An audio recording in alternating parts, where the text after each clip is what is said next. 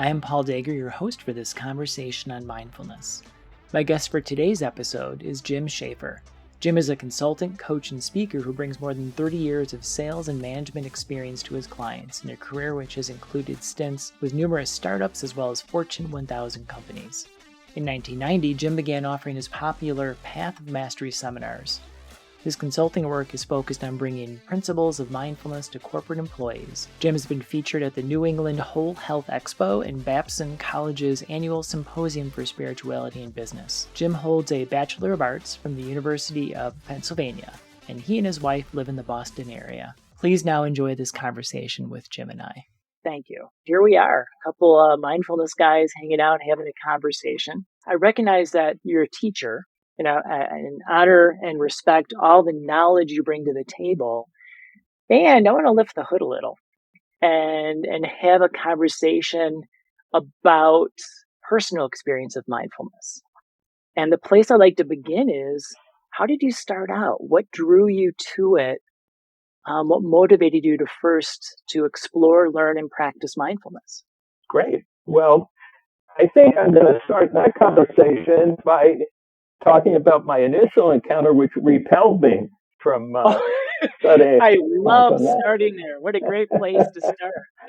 So in 1969, I went to college, and the big kind of mindfulness practice then was transcendental meditation. The Beatles were with Maharishi, and the problem is it was a little cult-like on university campuses. They were pushing you, recruit people, and I don't know. There was all this hoops you had to jump through, I think, to get a mantra. And also, it was the Vietnam War, and I was a journalist in school, and I was angry, and I just thought I couldn't relate to it, and I felt that a lot of people were just copping out. And so it wasn't really, plus also please understand I was 18 or 19. The hormones were going. It was my first time away from my home in small town rural America. I was in a big city alone for the first time in my whole life. Fast forward to 1979, and I was a top sales guy in a top software company. And although I had become so successful that I was able to buy a home on the North Shore of Chicago and a fancy new car in like saving money for like 18 months, I didn't really feel well at all. It was sort of like, if this is success, why don't I feel whole? Good question. Yeah. So the way we dealt with business stress in those days was not too skillfully. Worked hard and played hard. But the whole world was partying then in the Ronald Reagan era. Work hard, play hard. Yeah. But I was conscious that it wasn't healthy. Fast forward finally to 1987. I met my fiance, who's been my wife for 35 years as of Monday. Congratulations. Thank you. And she's a clinical psychologist. She was working evenings seeing patients. And I was at the library in Brookline, Mass, near where her apartment was, waiting for her. And I stumbled upon some books that I was glancingly familiar with from the 60s, the Tibetan Book of the Dead. I stumbled upon one by this guy named Joseph Goldstein that just, this guy. Right. I didn't know who he was, And all of a sudden, this stuff started really making sense to me because I was about to become a husband and I knew a father. I was 36 years old. I knew as soon as we got married, my wife, we wanted to get moving. We weren't kids. And I thought, I don't have the skills for that the way I'm going now. I have no center. Even what I have is drive, ambition, some business success. Didn't have myself centered properly. And as I began to read these books by Joseph, by Pema Chodron, and a couple other people, and there were earlier ones, because this is way back, Jerry Jampolsky, who wrote a book called Love is Letting Go of Fear. A guy named George Leonard, oh my God, changed my life with a book of his called Mastery. And I thought, you know what? This is a curriculum for what I was looking for. number one. And number two, it could be really helpful to the people I know in business because it's a wonderful business curriculum for what I see as a fairly, at the time, painful, stress-filled environment. I was mostly self-taught with audios, and I read books. So I started my practice pretty much daily in '88 till now. Okay. Wow. You know, there's two parts of that story. And one, thank you for sharing. It's a beautiful story. One is stumbled upon. And I think that's a common occurrence for us arriving into this thing called mindfulness. And I also wonder how much is it a receptivity that, and that idea of serendipity, synchronicity, you know, that there's this, our eyes come across something, our ears hear something when we're ready to receive it. And there's this sense I'm hearing in like out of balance, like extreme success in the sort of business world, and recognizing, hey, there's more to it, and I don't have this other half. Let me say, we all have it. It's just a matter of accessing it, right? But that's what I hear in your story, that there's this synchronicity of receiving and an openness to, I want to balance myself out. My guess is that's a common story, common threads. I would think it is because, so first, tell me if this happened to you, Paul. So in the beginning, you start meditating and it's like, whoa, I'm like high as a kite. It's like, this is the greatest thing in the world. I'm going to be a guru. My life is going to be perfect forever. All figured out. I got it. Yeah, for like 6 months, and then boom, like a bit of a crash, and it's like, shit, I'm still the same confused person I was before. Right. Yeah. But then if you keep at it and practice, and this is why I encourage young people, especially practice, there becomes a part where you can't disassociate from it. That process is first your mind, then your body, but then your spirit, and you're embodied in it.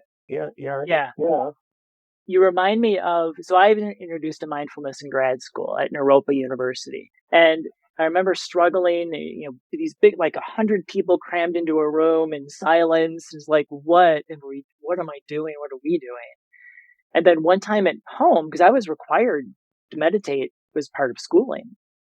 And I remember having this moment where like the clouds opened and I saw the light, and it's like, I've arrived, I've succeeded. The next time I went to meditate was the worst experience I ever had. So I totally relate to that honeymoon stage, the crash and burn, and then, oh, this is what it's about. Okay. Very important, I think, for people to hear that's the path, that's walking it. I mean, you must have really known what it all was if you were in the room. I'm still trying to figure out what it all is, Jim. I'm just more honest about that. That was my introduction, because it was such, and I'm going to use the Naropa word, container. It was such a container to be first exposed to what. And again, it's so funny, we talk about like it's something outside of ourselves, but you and I both know this, it's an innate capacity within, and yet sometimes we need a good mirror to see what's within. And Naropa was a phenomenal place as far as a really good mirror to see what I had not known was in there. This is like a Marvel movie, your origin story. So thank you for your origin story into mindfulness. Yeah. And I'm still the same. I mean, I'm still the same guy. I just, I didn't change into the Incredible Hulk or anything. No. For those listening, he doesn't have green skin, and no. But I do think this, I think we can call mindfulness a superpower in a way, as far as once it's accessed, all that comes with that. So now that we know your origin story, and again, wanting to make this really a roll up the sleeves, pull the veil back on the mystery, what does your regular practice look like? Your regular mindfulness practice? My regular mindfulness practice is, I would say, threefold. Okay. I start my day reading. I have not only been practicing for 35 years, but I read something every day. So I read. Then I sit for a minimum of 20 minutes. And this is the whole time I was in business, working on the road, whatever. I do Yeah. take some breaks, weekends if we're away or something. I'm not, Sure. and so that might be the formal practice. And then I don't say this with any grandiosity, Paul, at all. But like the whole rest of the day is my practice. My whole life is my practice. I love Uh, it. my boss calls and I find myself freaked out a little bit, like, how am I going to even survive here anymore? This woman has no clue, and then I say, Jim, that's interesting, Jim. You're really reacting to that. You're really hooked. What's that all about? Because she's not an evil person. And it's not even that you can call her by some adjective. You're just experiencing, let's say, Jenniferness. Okay. Yeah. This is mindfulness. Take her in whole, direct experience. And so you have to dig through the layers. Like, okay, I get that. Maybe I'm afraid for my job, or so mindfulness is with me, and same with my wife and kids. Okay. It's like nothing's wrong when things seem crazy. Nothing's wrong. This is family. There's nothing broken. This is family. So why go through the secondary suffering or feeling like something's wrong? Just see clearly, try for awareness and make your choices and understand your choices will have consequences. I love that aspect of it. And I know a lot of times people think, and it's sometimes promoted as, well, it's just a tool, it's just an exercise. And how you include it in your three parts, it's how I'm showing up to live my life. And the sense of it's so much more than just a tool from the outside. It's this presence, and especially that you speak about relational, because I think sometimes there's this selfish aspect that people think it's about me, and recognizing that in the end, at least share on that. So what I'm trying to do for the rest of my life is teaching these workshops to very pressured salespeople, customer success consultants, pre and post tech support people, and about mindfulness. I want to work with them for 3-6 months at a time. Okay. So my first workshop is teaching them about mindfulness. I teach them 4 or 5 types of meditation. I lay out a framework that's simple enough for them to understand, but I push the envelope fairly hard. I just don't use a lot of Pali and Sanskrit words. Okay. But I push the envelope on impermanence, on presence, staying open, on letting go and not clinging to pleasure and trying to push away pain. Then I come back for my second workshop and I say, see, you guys all probably thought that was helpful and cool and, will help you lower your stress. I forgot to tell you, that's not really the important part. Today is the important part. Nice. And then I go through metta and I go through oneness. And I don't even use the English word oneness. What I'm trying to get them to understand is we're just all this one big interconnected thing. And it's not really about that. Nobody's waking up in the morning saying, I think I'm going to see how I can make Paul miserable today. You haven't succeeded yet. Sorry to report. Yeah. But you know what I mean? It's like we're all just out. Most people are just out there trying to do their best to be good people, have a good day, take care of them, their family, their responsibilities.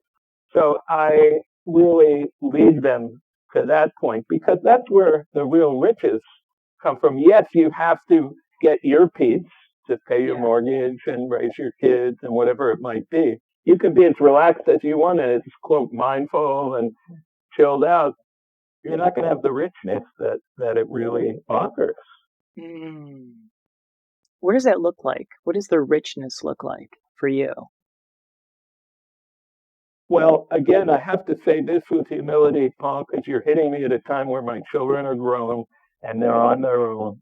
Yeah. And, our house is paid for. I don't have the kind of responsibilities I have then. But even back then, I think I felt that at any moment, you have access to, wow, I am here. This is life. And, it's pretty, I don't even want to put too many words behind it because It's a feeling that you're not all over the place. I mean, we all have days, monkey mind, you're thinking about all this stuff. The thing I love that comes up in meditation, I love Jack Kornfield's thing when he says, after a while, you can recognize your top 10 greatest hits. So it's like, all right, money, money, money, money, money, thank you. You know, that's not solid. You know, bye. Fear, fear, fear, work, my relationship. So, I mean, that's how it shows up. It's just real appreciation for everybody, even if they're people who drive you nuts. Very important point to include. Appreciation for even people who drive you nuts. Can you say a little more about your experience of that? What does that look like? What does it feel like? Man. So I used to work for a technology analyst firm. Okay. And there was one guy there who had kind of, and this is judgmental, I wouldn't have described it as that, but he had rough edges. You could say he had an abrasive personality. I kind of ignored that part of it. But we had a lot of vivid discussions. And we had open conflict after a couple of years. He quit. And on his last day, he stopped by my office. And he said, Jim, you're really one person I wanted to say goodbye to. I have really enjoyed our time together. I don't speak about this publicly, but I'm a cancer survivor, and it's a little bit iffy sometimes, and I'm not always in a great mood. But I have found our association quite valuable. Wow. And I did too. You offered him, I think, this presence of however he showed up, and I'm hearing there was appreciation for that. Yeah, because I don't want to. So I'm surrounded by psychologists and therapists in my family, in my neighborhood, and everything.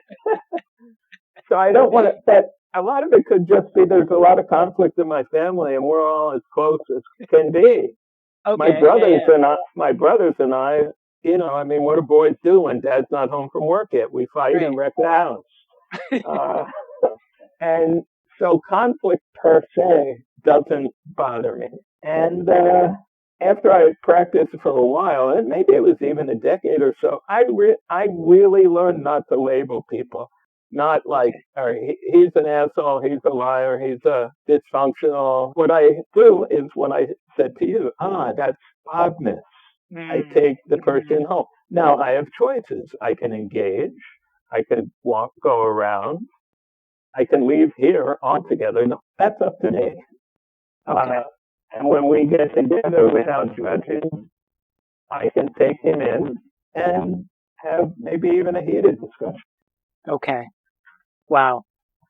What I enjoy about this experiment, and thank you for joining me in it, is we start in a simple place, and I don't know where we're going to end up. Okay. And trusting that, I love where we ended up here. Especially if this is going to be the inaugural episode, and hearing that, I think that the two things that really resonate with me is I am here, and in your story about Bob, I'm also here for you. And if we can leave that message for people about the power of mindfulness, I can't think of a better point to put out there. Yeah, I agree with you, Paul. And the reason why I think it's important, especially today, look, everybody's so preoccupied, and it's too easy to not create the awareness or the being centered enough to directly spend that time and engage with somebody. It's like, it's much easier to say, oh, Bob, and just walk in the other direction. So I am relatively ancient at this point. And yet, you know, you see guys my age that look back and it's like, wow, 50 years, where did that go? I don't feel that way. I look back and I say, wow, I was really there. I survived in sales much longer than most. I'm 72. I was really there. I had a good long run. Simple But Not Easy, a mindfulness podcast, is produced by me, Paul Dager, and thank you for putting up with my lack of technical skills. A huge thank you to my guests today for sharing their story and insights. And a thank you to Jacob Morrison, Juliana Castro, and Trevin Stiegel, my friends and mentors in how to make a podcast. I miss you guys. And Andrea Romack, who gave me my first podcast hosting experience at PsychHub. And of course, thank you to my listeners for joining me on this journey along the path of waking up and being mindful together. If you find value in this podcast, please like, write a review, and share with your family and friends. Be well all until we meet again in our next episode.